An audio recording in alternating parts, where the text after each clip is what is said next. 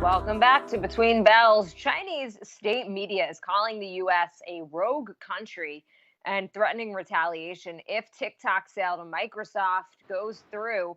One state backed news outlet calling the potential deal a smash and grab of the popular app. Joining us now is Klon Kitchen, director of the Center for Technology Policy at the Heritage Foundation. Klon, great to have you on. How do you think these comments will impact the possible Microsoft deal, if at all?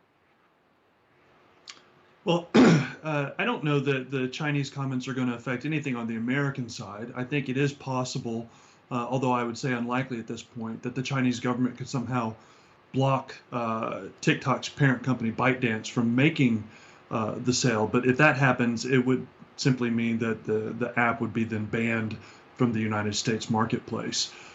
So I'm not surprised that the Chinese media is making this noise, and I expect other retaliatory efforts in the future. Like what? What do you expect China to do?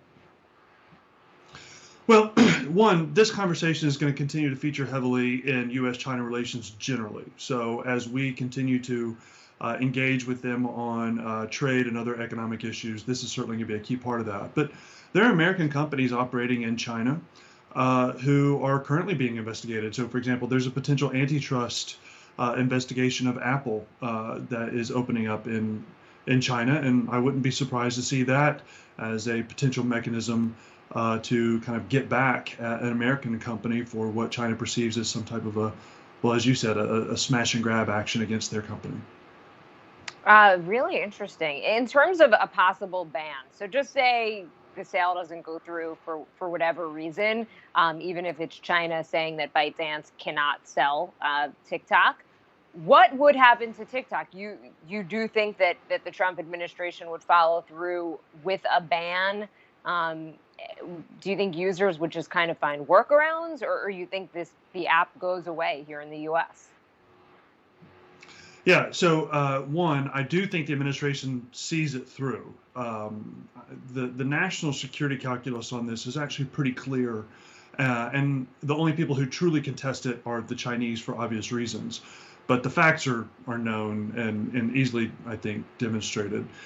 But an outright ban rather than acquisition is because even if this app is removed from app stores like Apple or Google's App Store, there's still third-party app stores where it would be available, and it would be more difficult to keep U.S. users safe if they went to some of those sources to keep the app on their phone. I mean, beyond that, you really need some type of national level firewall, which we're not going to do. And so you just try to make the U.S. market as inhospitable a place for TikTok to operate if you have to go the route of a ban. Do you think, is this a distraction, the danger of TikTok in terms of just other real issues in terms of our relationship with China, or do you think TikTok actually poses a threat at this point? Yeah, no, I don't think it is. I don't think it's a distraction. I think in the modern world, it is fundamentally true that securing nations means securing networks. And when we talk about TikTok, what we have to understand is, 3 points. One, the Chinese government has passed a series of national security and cybersecurity laws that they've been kind enough to translate into English and that are made publicly available. And among the requirements of those laws is that any Chinese company must provide access to any and all data that they collect, even data that's collected overseas on overseas users. And so in the Chinese Communist Party's eyes, U.S. user data that is collected by a Chinese company is considered Chinese data and therefore must be made available. So that's one. You have Chinese law. Number two, the question is, well, okay, what data are they collecting? In the case of TikTok, they're collecting reams and reams of data. And this would include what we call pattern of life data. So it's not just the content of the videos and the music and that kind of thing, but it's all the metadata that's associated with it. It's your contacts. It's where you have been geopositioned from a locational standpoint. It is your individual network. It's your online viewing habits and shopping habits. It's a whole host of things. And then the third point then is, well, okay, if that data is being collected and if it can be made available to the government, how then might it be, or how then might it be used to challenge individual or U.S. interest? And in that sense, there are a host of ways that it can be leveraged.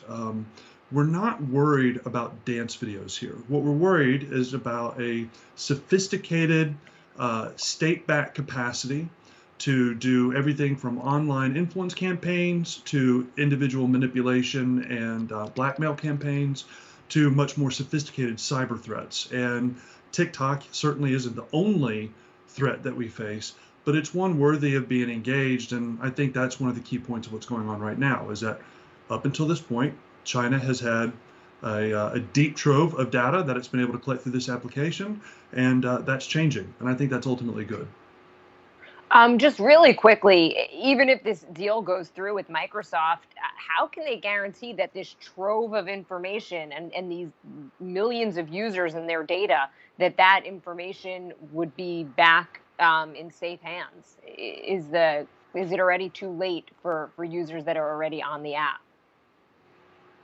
Yeah, so the information that's been collected, that's gone. There's nothing we can do about that. That's in Chinese hands. It really becomes about future information. And that can be handled. So as I understand it, Microsoft's plan, if this deal goes through, is to move all of that data into the United States, to move all application development and maintenance into the United States, that there would be no code sharing or any other type of engagement with kind of TikTok and the rest of the world. And that all of that would certainly satisfy the key security concerns that the United States has. All right. Really great insight. Klon Kitchen, director of the Center for Technology Policy at the Heritage Foundation. So great to have you.